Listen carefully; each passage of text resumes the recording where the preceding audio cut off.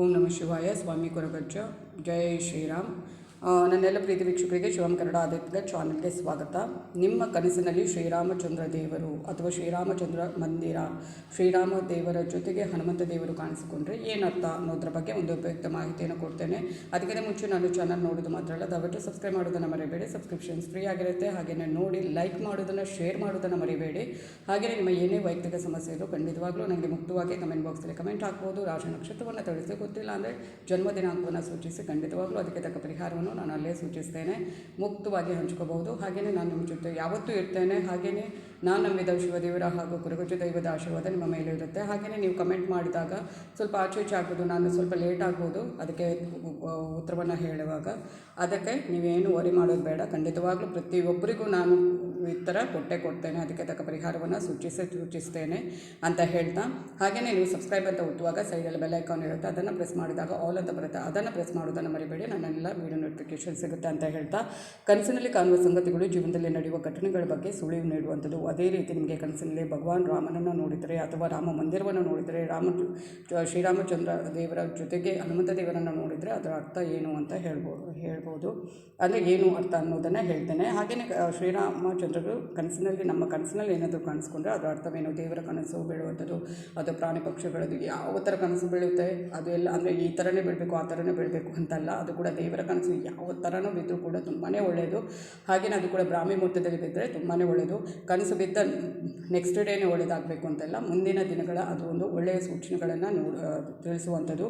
ಹಾಗೆಯೇ ಕನಸಿನಲ್ಲಿ ಭಗವಾನ್ ಶ್ರೀರಾಮಚಂದ್ರರ ದರ್ಶನವಾದರೆ, ಓರ್ವ ವ್ಯಕ್ತಿ ಕನಸಿನಲ್ಲಿ ಭಗವಾನ್ ಶ್ರೀರಾಮಚಂದ್ರರು ಕಾಣಿಸ್ಕೊಂಡ್ರೆ ಅದನ್ನು ಶುಭ ಸಂಕೇತ ಅಂತ ಪರಿಗಣಿಸಲಾಗುತ್ತದೆ. ಅಂದರೆ ಆ ಕನಸನ್ನು ನೋಡಿದ ವ್ಯಕ್ತಿಯು ತನ್ನ ಜೀವನದ ಮುಂದಿನ ದಿನಗಳಲ್ಲಿ ಒಂದಿಷ್ಟು ಒಳ್ಳೆಯ ಸುದ್ದಿಯನ್ನು ಪಡೆಯಲಿದ್ದಾನೆ. ಹಾಗೆಯೇ ನೀವು ಏನಾದರೂ ಸಮಸ್ಯೆಗಳಿಂದ ಹೋರಾಡ್ತಾ ಇದ್ದರೆ ಅದರಿಂದ ಪರಿಹಾರವನ್ನು ಪಡೆಯಲಿದ್ದೀರಿ ಎಂಬುದು ಅರ್ಥ. ಹಾಗೆಯೇ ಕನಸಿನಲ್ಲಿ ರಾಮ ಮಂದಿರವನ್ನು ನೋಡುವುದು ಕೂಡ ತುಂಬ ಮಂಗಳಕರ ಸಂಕೇತ. ಹಾಗೆಯೇ ಇದರರ್ಥ ನಿಮ್ಮ ಏನಾದರೂ ದುರಾದೃಷ್ಟ ಆಗಿದ್ದು ನಿಮಗೆ ಏನಾದರೂ ಇದ್ದರೆ ಅದರಿಂದ ಅದು ದೂರವಾಗಿ ಅದೃಷ್ಟ ನಿಮಗೆ ಜೊತೆಗೂಡಲಿದೆ ಎಂಬುದಾಗಿದೆ. ಅಲ್ಲದೆ ನಿಮ್ಮ ಎಲ್ಲ ಯೋಚನೆಗಳು ಯಾವುದೇ ಸಂಶಯವಿಲ್ಲದೆ ಯಶಸ್ವಿಯಾಗುವಂಥದ್ದು, ನೀವೇನಾದರೂ ಹಾಕಿಕೊಂಡ ಯೋಜನೆಗಳು ಶೀಘ್ರದಲ್ಲೇ ನೆರವೇರುವಂಥದ್ದು. ಹಾಗೆಯೇ ಕನಸಿನಲ್ಲಿ ಭಗವಾನ್ ರಾಮ ಮತ್ತು ಹನುಮಂತ ದರ್ಶನ ಇಬ್ಬರ ಒಟ್ಟಿಗೆ ದರ್ಶನವಾದರೆ, ಕನಸಿನಲ್ಲಿ ರಾಮನೊಂದಿಗೆ ಆಂಜನೇಯ ಸ್ವಾಮಿ ಕಾಣಿಸಿಕೊಂಡ್ರೆ ಅದು ಶುಭ ಸಂಕೇತ. ಅಂದರೆ ಮುಂದಿನ ದಿನಗಳಲ್ಲಿ ನಿಮ್ಮೆಲ್ಲ ಒತ್ತಡಗಳು ಕೂಡ ನೀವು ನಿವಾರಣೆ ಆಗುತ್ತೆ. ನಿಮಗೇನಾದರೂ ಅದರಿಂದ ಮುಕ್ತಿಯನ್ನು ಹೊಂದುತ್ತೀರಿ. ಇದರಿಂದ ನೀವು ಆರ್ಥಿಕ ಲಾಭವನ್ನು ಕೂಡ ಪಡೆಯುವ ಸಾಧ್ಯತೆ ಇರುವಂಥದ್ದು. ಹಾಗೆಯೇ ಕನಸಿನಲ್ಲಿ ಬರೀ ಪವನಪುತ್ರ ಅಂದರೆ ಆಂಜನೇಯ ಸ್ವಾಮಿಯನ್ನು ನೋಡಿದರೂ ಕೂಡ ತುಂಬಾ ಒಳ್ಳೆಯದು. ನಿಮ್ಮ ಕನಸಿನಲ್ಲಿ ಆಂಜನೇಯ ಸ್ವಾಮಿ ದೇವಸ್ಥಾನ ಅಥವಾ ಪ್ರತಿಮೆಯನ್ನು ನೀವು ನೋಡಿದರೆ ನೀವು ಪವನಪುತ್ರನ ಆಶೀರ್ವಾದವನ್ನು ಪಡೆಯಲಿದ್ದೀರಿ ಎಂಬುದನ್ನು ಅರ್ಥ ಮಾಡಿಕೊಳ್ಳಿ. ಅಂದರೆ ಕನಸು ಅದೇ ಬೀಳಬೇಕು ಇದೇ ಬೀಳಬೇಕು ಅಂತೆಲ್ಲ, ಪ್ರತಿಯೊಬ್ಬರಿಗೂ ಒಂದೊಂದು ಕನಸು ಬೀಳುವಂಥದ್ದು. ಅದಕ್ಕೆ ಏನು ಮಾಡಬೇಕು, ಅದು ಬಿದ್ದರೆ ಅಂದರೆ ಇಂಥ ಎಲ್ಲ ಕನಸುಗಳು ಬಿದ್ದರೆ ತುಂಬ ಅದೃಷ್ಟವಂತರು ಅಂತಲೇ ಹೇಳಬಹುದು. ಹಾಗೆಯೇ ನಿಮ್ಮ ವಿರುದ್ಧ ಏನಾದರೂ ನ್ಯಾಯಾಲಯದ ಮೊಕದ್ದಮೆ ಇದ್ದರೆ ಅದರಲ್ಲಿ ನೀವು ಯಶಸ್ವಿ ಆಗ್ತಾರೆ. ಅಂದರೆ ಅಂದರೆ ಆಂಜನೇಯ ಸ್ವಾಮಿ ಏನಾದರೂ ನಿಮ್ಮ ಕನಸಲ್ಲಿ ಬಂದರೆ ಅಥವಾ ಆಂಜನೇಯ ಸ್ವಾಮಿಯ ದೇವಸ್ಥಾನವನ್ನು ನೋಡಿದರೆ, ಹಾಗೆಯೇ ಶತ್ರುವನ್ನು ಗೆಲ್ಲುವಲ್ಲಿ ಕೂಡ ಯಶಸ್ವಿ ಆಗ್ತೀರಿ.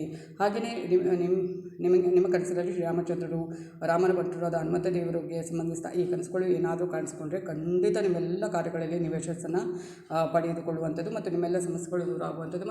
ಒಂದು ಟಿಪ್ ಅಂತಲೇ ಹೇಳ್ತೇನೆ ನಾನು.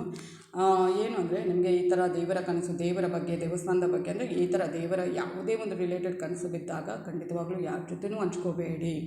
ಏಕೆಂದರೆ ನಾವು ಹಂಚ್ಕೊಂಡ್ರೆ ನಾವು ಖುಷಿಯಲ್ಲಿ ಹಂಚ್ಕೊಳ್ತೇವೆ. ನಮಗೆ ಕನಸಿನಲ್ಲಿ ದೇವರು ಬಂದಿದ್ದು, ಆ ಥರ ಏನೋ ಒಂದು ದೇವಸ್ಥಾನ ಕಾಣುವುದು ಅಥವಾ ನಾವು ಎಲ್ಲೋ ದೇವಸ್ಥಾನಕ್ಕೆ ಹೋಗುವಂಥದ್ದು, ಪೂಜೆ, ಯಾಗ, ದೇವರು ಕಾಣಿಸ್ಕೊಳ್ಳುವಂಥದ್ದು, ಏನೇ ಒಂದು ದೇವರಿಗೆ ಸಮಸ್ಯೆ ಯಾವುದೇ ಒಂದು ಕನಸು ಬಿದ್ದರೂ ಕೂಡ ಅದನ್ನು ಹೇಳ್ಕೋಬೇಡಿ. ಖಂಡಿತವಾಗ್ಲೂ ಅದು ಒಂದು ಒಳ್ಳೆಯ ಸೂಚನೆಯನ್ನು ಕೊಡುವಂಥದ್ದು. ಅದನ್ನು ನಾವು ಯಾರ ಹತ್ರ ಅದು ಖುಷಿಯಲ್ಲಿ ನಾವು ಏನೋ ಶೇರ್ ಮಾಡ್ತೇವೆ ಅಲ್ವಾ, ಹೇಳ್ಕೊಳ್ಬೇಡಿ, ಅದರ ಫಲ ಸಿಗೋದಿಲ್ಲ ಅಂತೆ.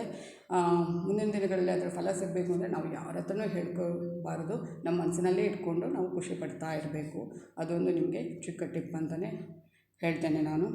ಬೇರೆ ಯಾವ ಕನಸು ಬಿದ್ದರೂ ಹೇಳ್ಬೋದು, ಅದು ದೇವರ ರಿಲೇಟೆಡ್ ಯಾವುದೇ ಕನಸು ಬಿದ್ದರೆ ಯಾರ ಜೊತೆನೂ ಹಂಚ್ಕೋಬೇಡಿ. ಆದಷ್ಟು ನಿಮ್ಮಲ್ಲಿ ನೀವು ಇಟ್ಕೊಳ್ಳಿ, ಇಲ್ಲಾಂದರೆ ಅದರ ಫಲ ಹೋಗುತ್ತೆ ಅಂತ ಒಂದು ನಂಬಿಕೆ.